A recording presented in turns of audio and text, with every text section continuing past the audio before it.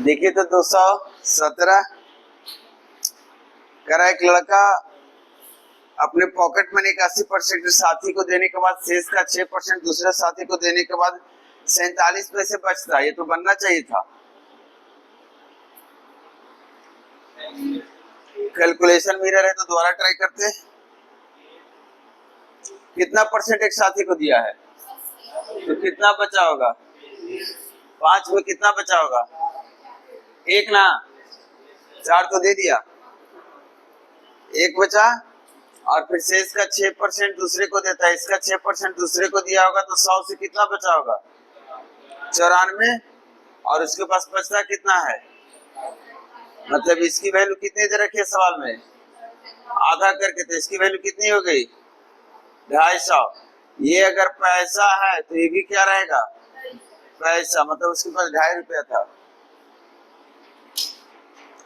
218 देखिए, कलाकृति ने अपने मासिक वेतन का 35% अपने माँ को दिया, शेष का 18% किराया और 42% मासिक खर्च के लिए रखा, मतलब 60%। और शेष राशि बैंक में जमा किया। बैंक में राशि जमा की गई और माँ को जो दी गई राशि उसका वैल्यू दिया हुआ है। अब दो अलग अलग बीच का वैल्यू दिया है तो हम ट्री डायग्राम के अनुसार चलेंगे। 35% के अनुसार से हम मान ले रहे हैं कितना उसके पास था? 100। तो 35 देने के बाद कितना बचा होगा? 65। और 65 का 18% किराया, 42% मासिक खर्चा, मतलब 60% खर्चा हो गया। इसका 60% कितना हो जाता है? 39। तो 40% कितना हो जाएगा? 26। इतना उसके पास अभी भी बचा है। और बोला है कि उसने खाते में जमा किया, ये वाला बैंक में जमा कर दिया जो बचा है। और उसके बाद पूछा माँ को कितना दिया गया था? 35। इसी दोनों का सम दिया हुआ कितना है? 43,920। और पूछा गया उसकी मासिक वेतन कितनी थी। अब बनेगा?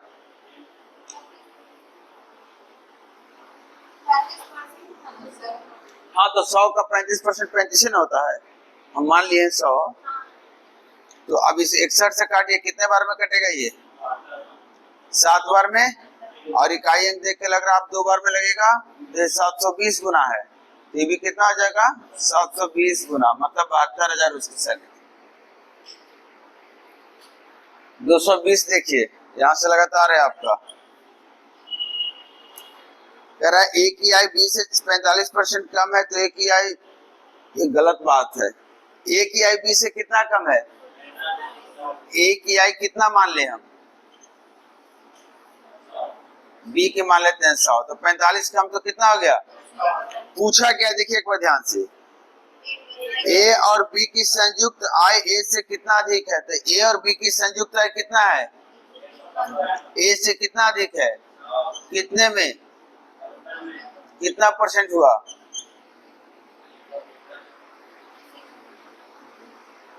जी ना है। 221 देखिए, ए और बी की तुलना में 25, ए की आय बी की तुलना में 25% अधिक है। किसको माने? 100। तो इसका कितना हो जाएगा? 125। और सी की आय ए बी की योग से 65% कम है। दोनों का योग कितना है? 225। 225 से 65% कम है, तो इसका 35% होगा। पूछा सी की आय ए से कितना प्रतिशत कम है? सी की आय ए से कितना कम, इससे कंपेयर करने बोला है।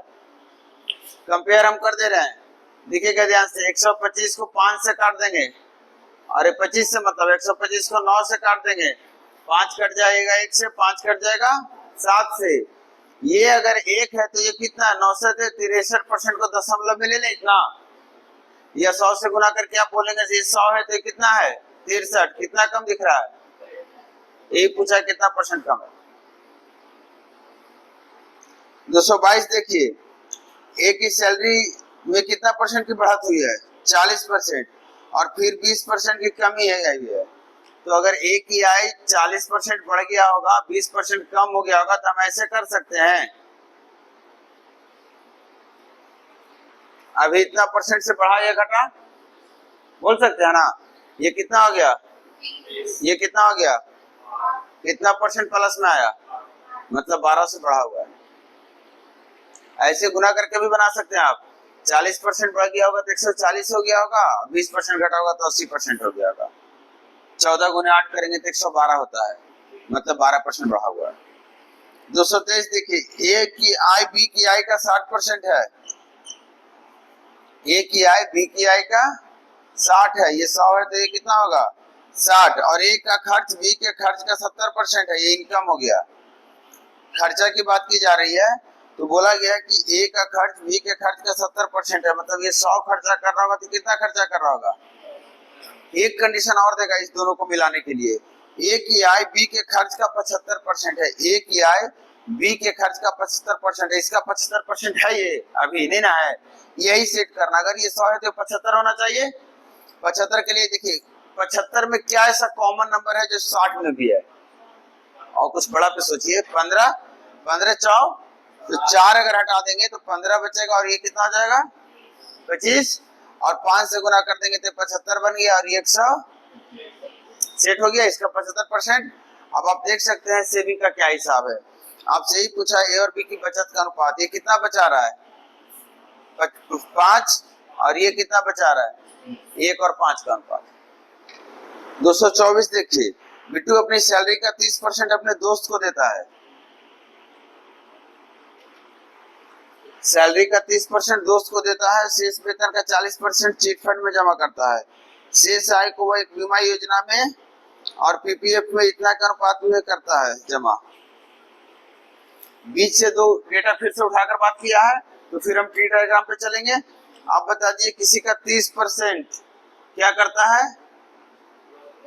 दोस्त को देता है, फ्रेंड को देता है, 70 बचा होगा, 70 का कितना परसेंट 40% हो गया 28, तो ये बच गया कितना, ये क्या करता है चिट फंड में देता है, और 42 जो बचा है इसको 2 योजना में जमा करता है, एक इंश्योरेंस करवाता है किसी चीज का, और एक पीपीएफ फंड है, इसमें किस अनुपात में देता है 4-3, तो 7 छक 42, तो 4 छक 24 और 3 छक 18, ये जमा हो गया।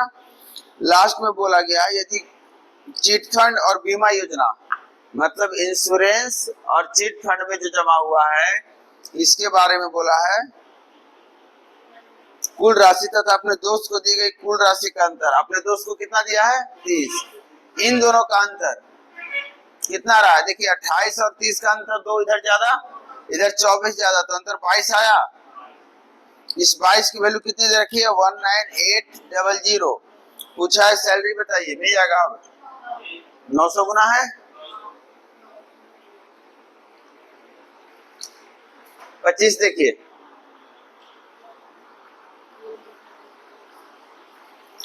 करा ए और बी अपनी आय का 60% और 75% खर्च करते हैं, ए की बचत बी की तुलना में 20% अधिक है। अब देखिएगा ध्यान से, ए और बी की इनकम बता रहा हूं मैं, और एक्सपेंडिचर, तो अपने में बोला है कि ए की जो आय है वो कितना उसका खर्चा करता है 60%, ए मतलब 100 कमाता होगा तो खर्चा कितना कर रहा होगा 60, और बी अगर 100 कमा रहा होगा तो खर्चा कितना कर रहा होगा 75। अब बोला ए की बचत बी की तुलना में 20% अधिक है, बचत इसका 20% अधिक है, ए का बचत, मतलब इसका बचत अगर 6 हो 5 होगा तो उसका कितना हो जाएगा 6। और पूछा है ए और बी की आय से कितना परसेंट कम है, ए की आय बी की आय से। अब देखिए ये सेविंग जो यहाँ माइनस करेंगे तो कितना आ रहा है, और यहाँ माइनस करेंगे तो नहीं सेट होगा आपसे। लेकिन एक चीज ध्यान रखिए, ये सेविंग का हिसाब है ना, अनुपात है, और ये कितना खर्चा कर रहा था 60%, तो कितना बचा रहा होगा, मतलब इसको अगर 40% से भाग दे देंगे तो ये इनकम बन जाएगा इसका, और ये कितना खर्चा कर रहा है 25% से भाग दे देंगे तो इनकम बन जाएगा, तो इसकी जरूरत नहीं पड़ी, यहाँ से इनकम का हिसाब मिल गया। और आपसे यही पूछा है कि ए की आय बी की आय से कितना कम है, तो देख लीजिए इसको, परसेंटेज से परसेंटेज काट दे रहे हैं, 5 से काट दीजिए 5 से काट दीजिए, 5 5 कटा, 8 उठ के इधर गया, ये 3 है और वो 4 है, कितना कम है? 1/4 परसेंटेज में। 26 देखिए, कह रहा है ए की आय बी की तुलना में 60% कम है, ए का खर्च बी के खर्च के 60% के बराबर है। अगर ए की आय बी के खर्च के 70% के बराबर है। देखिए इनकम दिया हुआ है ए और बी का अनुपात में, कंपेयर कर दिया, मतलब रेशियो दे दिया है। ए की आय बी की तुलना में 60% कम है, मतलब अगर ये 100 है तो ये कितना हो जाएगा? 40। ये तो इनकम का हिसाब हो गया। और बोल रहा है ए का खर्च बी के खर्च के 60% के बराबर है।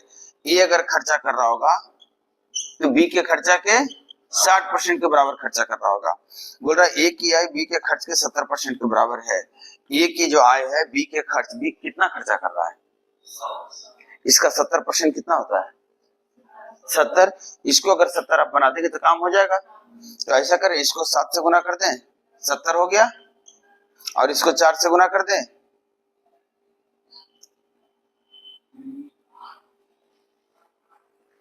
इससे 4 हटाना था ना, तब ना 70 होता। तो हम इससे 4 हटा के इसमें 4 गुना कर दिए। आप चेक करके देख लीजिए ये कितना है? 400। 400 को 70%, 400 गुने 70/100।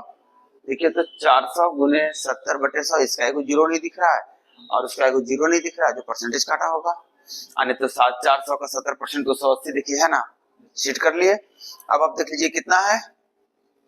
280 में से 240 घटाएंगे तो 40, और ये 300। आपसे क्या पूछा था? अनुपात पूछा था ना, ए और बी की बचत का अनुपात। बता दीजिए कितना आ रहा है? 2 और 15। एक सवाल और देख लीजिए, 2 to 7।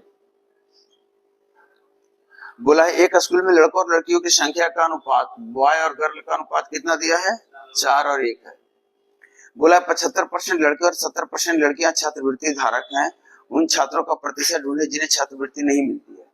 देखिए कितना परसेंट छात्रवृत्ति मिल रहा है, मतलब जो स्कॉलरशिप मिल रहा है बॉय में कितना परसेंट मिल रहा है? तो 25% को नहीं मिल रहा होगा, मतलब इतना का 25% नहीं मिलता है छात्रवृत्ति। और दूसरा में देखेंगे तो 70% तो छात्रवृत्ति मिल रहा है ना, तो इसका 30% नहीं मिल रहा है। कुल स्टूडेंट इतना ही ना है जिनको नहीं मिल रहा है। ये कितना परसेंट है आउट ऑफ टोटल स्टूडेंट? 5 ही को तो है, 4 का अनुपात दिए थे, कितना आ गया? 5 से काट दे रहे, 5 बचे 25, 5 6 30, और 5 4 20 से 26% है जिनको नहीं मिल रहा स्कॉलरशिप। जब हम समझाते हैं ना, क्वेश्चन बनाने पे मत फोकस कीजिए, समझने पे फोकस कीजिए। एक बार समझ जाएंगे तो क्वेश्चन बन जाएगा, और क्वेश्चन बनाने लगेंगे तो सिर्फ वही क्वेश्चन बनेगा जो आप बनाए, जो नया क्वेश्चन आएगा नहीं बनेगा। हालांकि अभी बुक पलटा दूं तो एक भी क्वेश्चन अभी तक नया नहीं आया जो आपके असाइनमेंट में नहीं था। जो पढ़े फाउंडेशन बैच अपना उठाइएगा बुक, क्वेश्चन मिलेगा, डिट्टो मिल जाएगा सारा क्वेश्चन।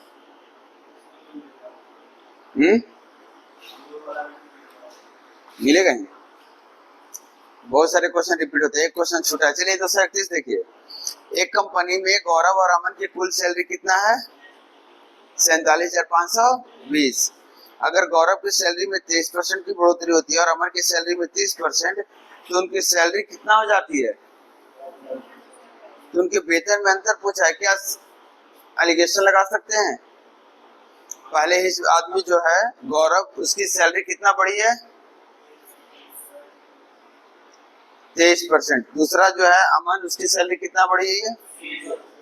कुल मिला के सैलरी कितनी बढ़ी है? तो देखिए तो 47,520 था और हो कितना गया? 59,928। 47,520 था ना, घटा के देख लीजिए कितना बचा हुआ है? 12,408। तो 12,408 जो बचा है ये कितने से बढ़ा है? इतना 47,520 से ओवरऑल कितना परसेंट बढ़ा? इतना ही ना। एलिगेशन लगा के निकाल लेंगे दोनों के सैलरी का अनुपात, उसका अंतर पूछा आपसे, हो जाएगा। काट छाट के छोटा कीजिएगा, नहीं कटेगा तो दशमलव में नहीं लीजिएगा, ऐसे ही माइनस कर लीजिएगा। जो आएगा सैलरी का हिसाब आएगा, कितना सैलरी थी। आपको देखना है कि टोटल सैलरी आपको दी गई है 47,520, तो इतना यूनिट की वैल्यू हो जाएगा 47,520, और आपको सैलरी का अंतर पूछा, देख लीजिएगा कितना यूनिट अंतर में आ रहा है, उतना ही यूनिट डायरेक्ट निकाल दीजिएगा, ये ना कि अलग अलग सैलरी निकालेंगे। 232 देखिए, एक व्यक्ति ने अपनी संपत्ति का इतना परसेंट खर्च किया, फिर शेष का इतना खर्च करने के बाद इतना रुपए के साथ शेष कुल धनराशि को छोड़ दिया, मतलब उतना बचा उसके पास। उसके पास कितना धन था? अब इसको देखिए उल्टा बता रहा हूँ। 370 रुपये अंतिम में बचा उसके पास। उसके जस्ट पहले वो क्या किया था? 75% खर्च किया था, तो 25% बचा होगा ना, यही ना है वो। उसके जस्ट पहले क्या किया है? 7.5% खर्च किया, 82.5% बचा होगा, सॉरी 92.5% बचा होगा। यही ना उसकी सैलरी है, निकल जाएगा।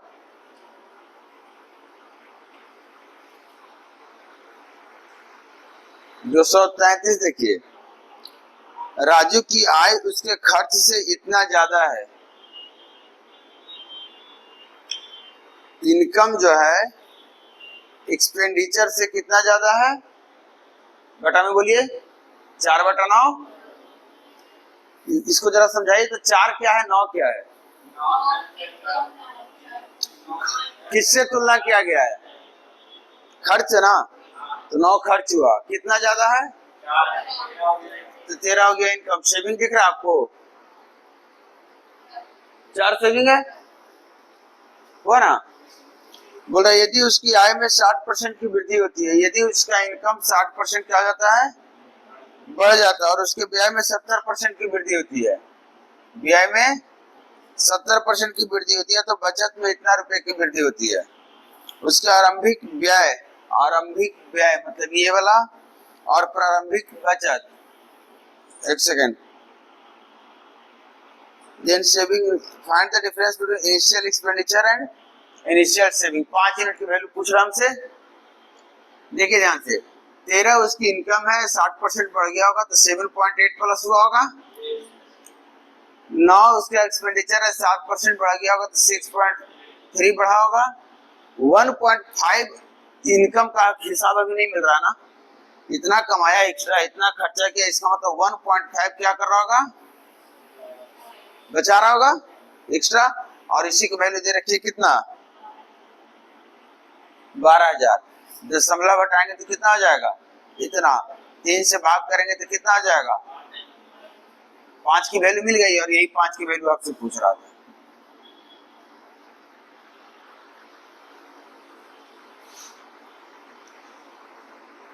ठीक है। 235 देखिए, ये कौन सा था, ये 233 था, 234 लगातार ये सब। साहिल अपनी आय का इतना खर्च करता है, यदि उसकी आय में इतना की वृद्धि होती है और व्यय में इतना की बढ़त होती है। खर्चा कितना कर रहा है, 7/8, बटा में 8 है, और 11.1/9 का बटा में 9 है, लास्ट वाले का बटा में 7/8 है। देखिएगा ध्यान से, हम इनकम मान ले रहे हैं 7 गुने 8 गुने, हो गया इनकम। आप बताइए इनकम से कितना खर्चा कर रहा था,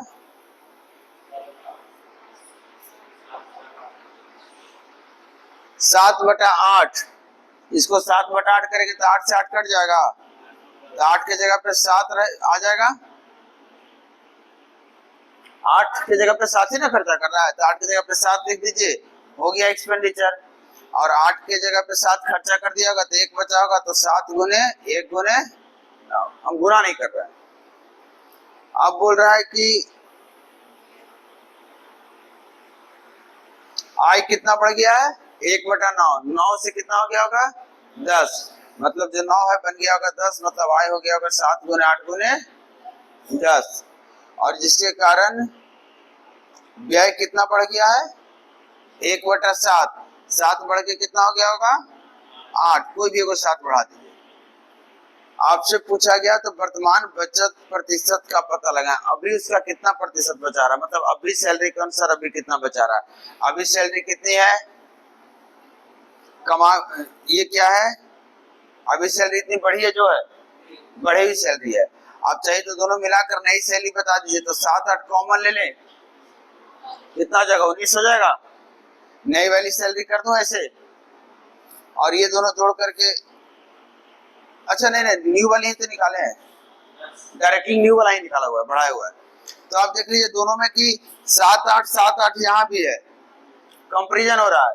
मतलब 10 अगर अभी सैलरी है तो 9 खर्चा कर रहा है, कितना बचा रहा होगा, जिसको कितना बोलेंगे 10%।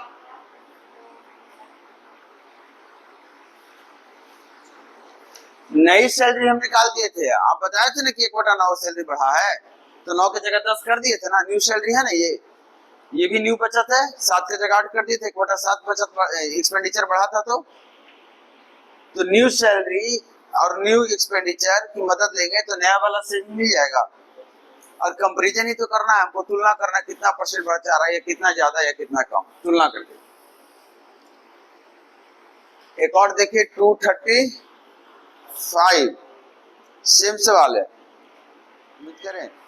37 देखिए, चावल की कीमत में कितना परसेंट कमी आया है। पहले 104 किलो चावल खरीदने के लिए पर्याप्त पैसे से चावल की कितनी अतिरिक्त मात्रा खरीदी जा सकती है।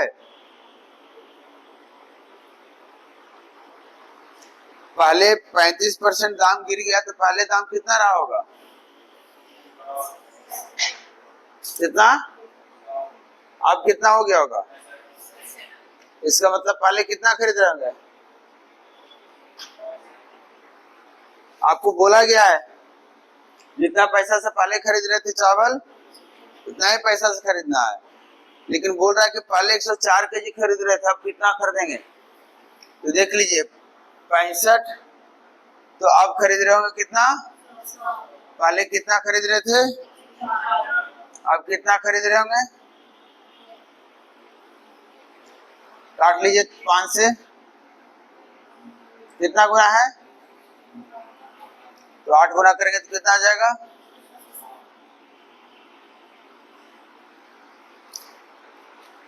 कर सेव के दाम में 20% बढ़ोतरी के कारण एक व्यक्ति को 40 रुपये में 4 सेव कम मिलते हैं, तो कीमतों में बढ़ोतरी से पहले 15 सेव के दाम बताइए। देखिएगा ध्यान से, 20% दाम बढ़ गया जिसके चक्कर में कितने सेव कम मिल रहे हैं। अगर 100% दाम बढ़ जाता तो कितना सेव कम मिलता, मतलब अभी अगर पूरा पैसा दे रहे हैं 100% तो 20 सेव मिल जाएगा, नहीं दीजिएगा तो 20 सेव कम मिलेगा, मतलब नहीं मिलेगा, मतलब 100% ही नया दाम है। मतलब नए में अभी पूरे पैसे से 20 सेव खरीदे जा सकते हैं, और 20 सेव जो खरीदे जा रहे हैं उसके पहले कितने सेव खरीदे जा रहे थे,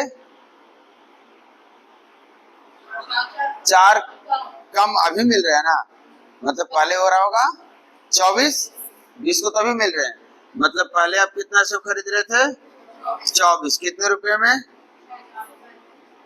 40 रुपए में। आपसे पूछा 15 सेव के दाम बताइए, बता देंगे, पुराने वाले दाम पूछा है। 8 से काट दीजिए, 8 दिया 24, 8 बचे 40, 5 से गुना कर लीजिए, और ये आ गया कितना 25।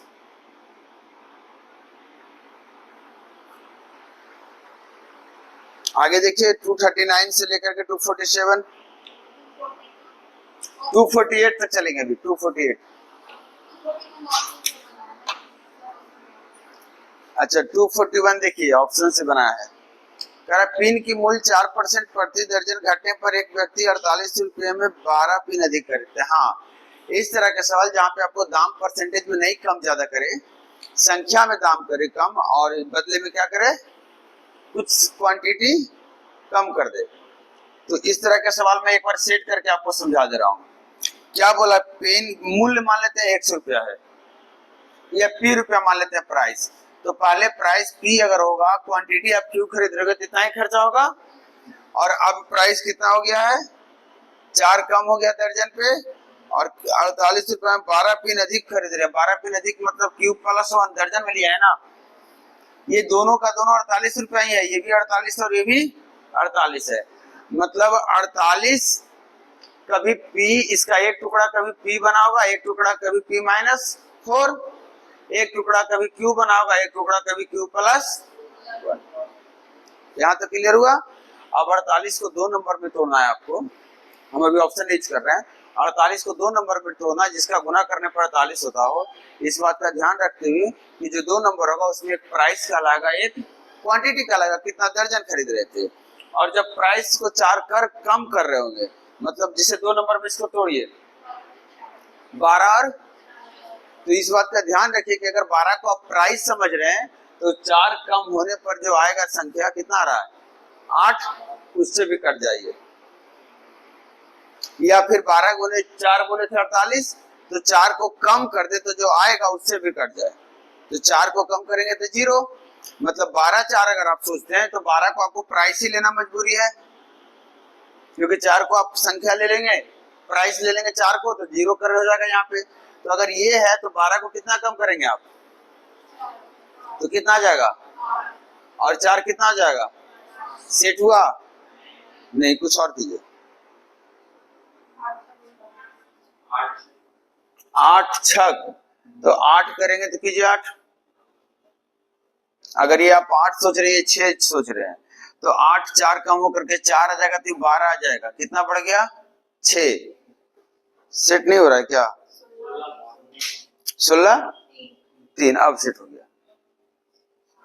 16 3 में आपको दिख गया है, 16 को 3 को तो कम कर नहीं सकते हैं, मतलब 3 को आप संख्या रखेंगे और 16 को क्या रखेंगे, जैसे ही 16 को 4 कम करेंगे क्या आ जाएगा 12, और 1 बढ़ जाएगा, और 1 बढ़ने की बात भी कही गई थी। ऐसे करेंगे, ये हुआ सोचना खोजना। लेकिन एग्जाम में आपके पास इतना समय नहीं रहेगा, तो आपसे पूछा जो गया उसको ध्यान से देखिए, ऑप्शन सब कर रहे हैं। मूल्य पूछा गया ओरिजिनल ना, आप खुद सोचिए, अगर 18 ओरिजिनल मूल्य है तो 18 गुना कुछ आता है 48, ये गलत है। 20 गुना कुछ आएगा 48, गलत है। 22 गुना आएगा 48, गलत है। 16 गुना आएगा एक ऑप्शन।